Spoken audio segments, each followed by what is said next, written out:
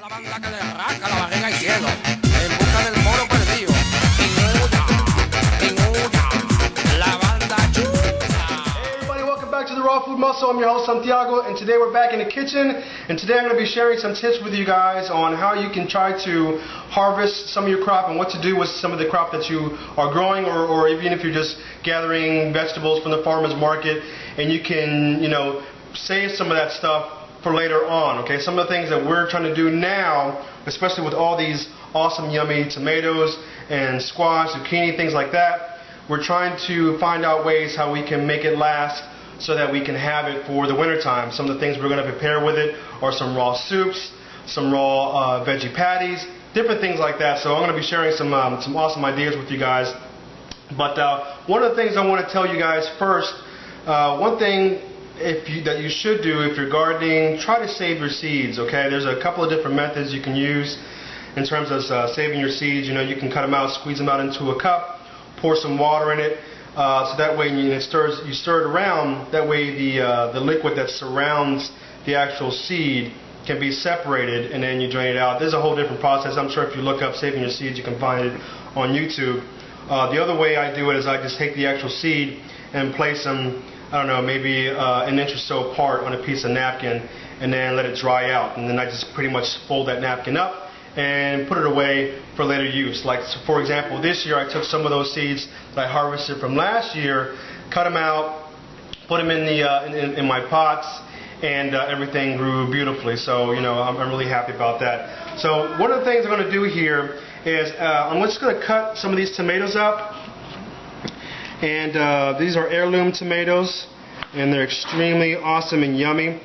And now, one thing I will let you know, just kind of give you a heads up on, is when you dehydrate these, you want to set them up, because look, there's all that liquid in there. So that's a lot of liquid, which is going to take a lot of time for the dehydrator to pull all that moisture out. So one thing you can do is jack it up to about 145 degrees for an hour or so, and jack it back down to 105.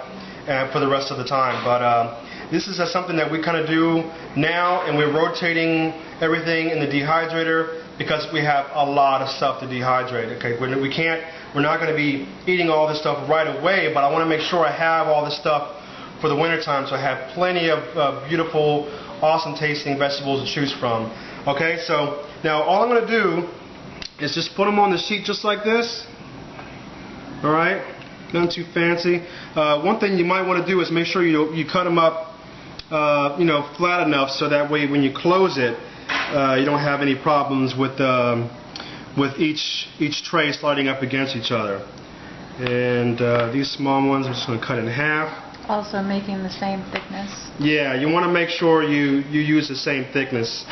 That way you don't run into that problem of it bumping into the tray, and some of them might be dehydrating faster than others and things like that. So as you can see, this is what I got here, and I wanted to share this with you guys because I was doing all this stuff right now. I was like, wait a minute, I should show you guys this, because this is an awesome way to prep yourself up and prepare for future meals. Okay, because sometimes, especially last winter, I didn't have enough ideas set up during the winter time, and when it was really, really, really cold, and I ended up falling back on too much of the cooked foods, like the cheese. If you look back on some of those older videos, you see me a little bit heavier, and this was after I started being raw for doing 100% for the first 10 months or so, and then started eating the cheeses and things like that, which was not a good idea.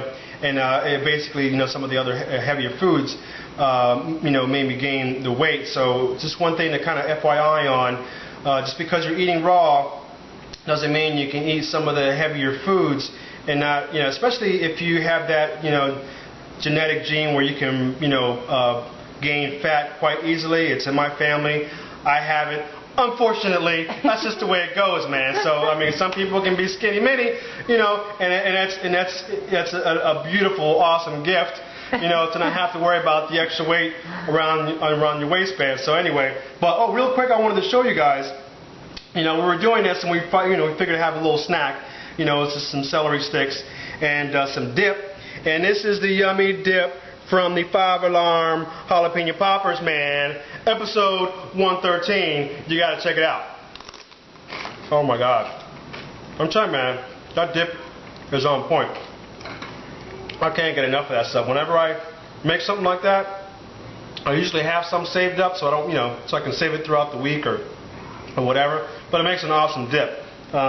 And yes, it's hot in here once again. All right, so that's it. I'm going to go ahead and move on and show you the other tray because, like I said, we've been doing this for the last couple of days. And as you can see here, these are some of the tomatoes. They're all done, okay? And let me look at that. Awesome. And believe me, these are going to be amazing in flavor. I mean, you're not going to beat this kind of flavor. The flavor is so much different than the sun-dried. Sun-dried is a lot more powerful, and this is so much, has a nicer flavor to it. Yeah, it definitely has a nicer flavor to it. So we're definitely going to be using it for all different types of recipes.